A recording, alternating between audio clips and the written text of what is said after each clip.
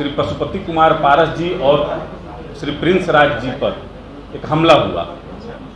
Party ने उसका विरोध किया कि यह एक सुनियोजित साजिश थी, लेकिन बहुत लोग को यह हकीकत नहीं लग रहा था। लेकिन कल की घटना सम्राट चौधरी जी पर जिस तरीके से वहां पर हुटिंग हुआ, उन पर पत्थर फेंके गए और उनके बैनर पोस्टर को फाड़े गए, इतना हुआ कि वो अपना भाषण भी नहीं शुरुआत कर पाए और उनको मंच से उतरना पड़ा। क्यों? क्योंकि उससे थोड़ा ही पहले चिराग पासवान जी का वहां पर कार्यक्रम हुआ था। और देखिए, आज जो प्रेस कॉन्फ्रेंस करने का मुख्य उद्देश्य है, तो हमारे चंदन सिंह जी यहाँ पे इस घर में थे, अब कुछ कारणवश उसे नाराजगी हुई होगी, कुछ दिनों के लिए चले गए, दूसरे दल में चले गए। मैं नाम नहीं लेना चाहता हूँ किस दल में गए हैं, दूसरे दल में चले गए।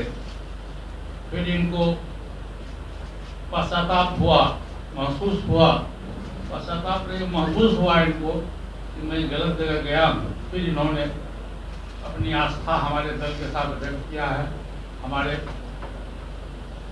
पार्टी के तरफ भी मुखातिब हुए हैं। मैं इनको तहे दिल से आशीर्वाद देता हूँ, आप घर में आए हैं, दुरुस्त रहे। और मैं अपनी ओर से पहले जिस पद पर थे, पार्टी के बिहार के प्रवक्ता थे, मैं इनको प्रवक्ता का पद पर मनोनीत करता हूँ।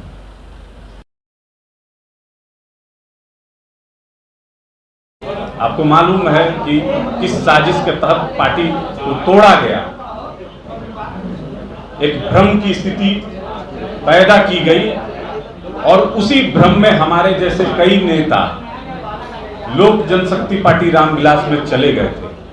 लेकिन जैसे ही वो भ्रम टूटा और मालूम चला कि एक आडंबर का आवरण ओढ़े एक बिहार फर्स्ट और बिहारी फर्स्ट का झूठा नारा देते हुए एक नेता जो बिहार के नौजवानों को बरगलाने का काम कर रहा है, जैसे ही इसका एहसास हुआ, पुनः हमारी घर वापसी हुई। और आपने देखा कि हमारे आदरणीय नेता केंद्रीय मंत्री पशुपति कुमार पारस जी ने कितना मान सम्मान देकर प्रदेश प्रवक्ता के पद पर नियुक्त किया है। साथियों, हम लोग का उद्देश्य ये रहेगा कि पार्टी की जो नीति और सिद्धांत है उसको आपके माध्यम से जन जन तक हम लोग पहुंचाने का काम करेंगे। अगर आपका कोई सवाल है तो। लंबे वक्त तक आप रहे चिराग पासवान की पार्टी में, लोक जनशक्ति पार्टी रामविलास में, और लंबे वक्त से मेरा मतलब है आप लोक जनशक्ति पार्टी में रहे। पार्टी जब दो टुकड़ों में बटी तो आप वहाँ रहे। जो मुख्य कारण है वो क्या रहा, या इसको ऐसे पूछे, इतनी नाराजगी क्या आपने पार्टी छोड़ी या आपको पार्टी से निकाला गया, अब आप यहाँ? देखिए, चिराग पासवान को हम लोग युवा नेता समझते थे कि एक ब्रॉड विजन उनके पास है, लेकिन अहंकार इतना भरा हुआ है श्री चिराग पासवान जी में कि उसकी कोई सीमा नहीं है। लगातार वो षड्यंत्र और साजिश रचने का काम अपने ही पार्टी में करते हैं, अपने ही पार्टी के नेताओं को एक दूसरे से लड़वाते हैं और बैठकर तमाशा देखते हैं। मैं बहुत पीछे नहीं जाऊंगा, बस पिछले साल अगर आप देख लीजिए तो बाबा चौहरमल के धार्मिक आयोजन में श्री पशुपति कुमार पारस जी और श्री प्रिंस राज जी पर एक हमला हुआ। पार्टी ने उसका विरोध किया कि यह एक सुनियोजित साजिश थी, लेकिन बहुत लोग को यह हकीकत नहीं लग रहा था। लेकिन कल की घटना सम्राट चौधरी जी पर जिस तरीके से वहां पर हुटिंग हुआ, उन पर पत्थर फेंके गए और उनके बैनर पोस्टर को फाड़े गए, इतना हुआ कि वो अपना भाषण भी नहीं शुरुआत कर पाए और उनको मंच से उतरना पड़ा। क्यों? क्योंकि उससे थोड़ा ही पहले चिराग पासवान जी का वहां पर कार्यक्रम हुआ था।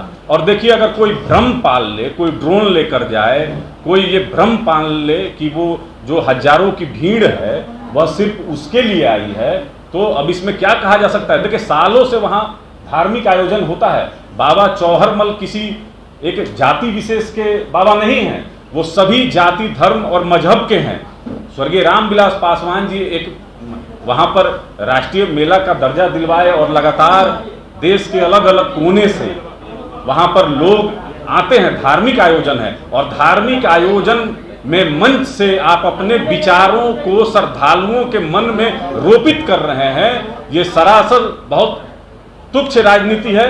ये घटिया सोच है कि आप वहां पर एक सेंटिमेंटल बात करते हैं कि आपके अलावा मेरे पास कोई उपाय नहीं है, कोई है नहीं, और आप अपने आंख में आंसू भरते हैं, फर्जी आंसू, क्योंकि आप तो एक्टर हैं। स्क्रिप्ट देखकर आप बयान देते हैं, तो ये तो किसी छिपा हुआ नहीं है। और वही असामाजिक तत्व कल सम्राट चौधरी जी पर, देखिए भारतीय जनता पार्टी ने अपना प्रदेश अध्यक्ष चुना है, और प्रदेश अध्यक्ष देश के माननीय प्रधानमंत्री जी, माननीय गृह मंत्री जी और आदरणीय नड्डा जी के सहमति से हुई है। सम्राट चौधरी जी का विरोध माननीय प्रधानमंत्री और आदरणीय गृह मंत्री का विरोध है। सम्राट चौधरी पर हमला चिराग पासवान ने करवाया। चिराग पासवान जी के कार्यालय में यह सुनियोजित साजिश रची जाती है, एक षड्यंत्र रचा जाता है। देखिए आप एक मिनट सर, आप देखे होंगे कि बराबर सोशल मीडिया पर नेक्स्ट सीएम चिराग पासवान जिंदाबाद, नेक्स्ट सीएम। यानी सम्राट चौधरी जी के बनने से अगर किसी का सबसे ज्यादा सपना टूटा है, मोह भंग हुआ है, तो वह लोक जनशक्ति पार्टी रामविलास के नेता श्री चिराग पासवान का मोह भंग हुआ है। तो बात तो यहाँ ये भी है ना कि जब चुनाव नजदीक जैसे जैसे आ रहा है, जो एनडीए के घटक दल है उसमें दूसरे पार्टी के लोग आके तुरंत सेटअप हो रहे हैं।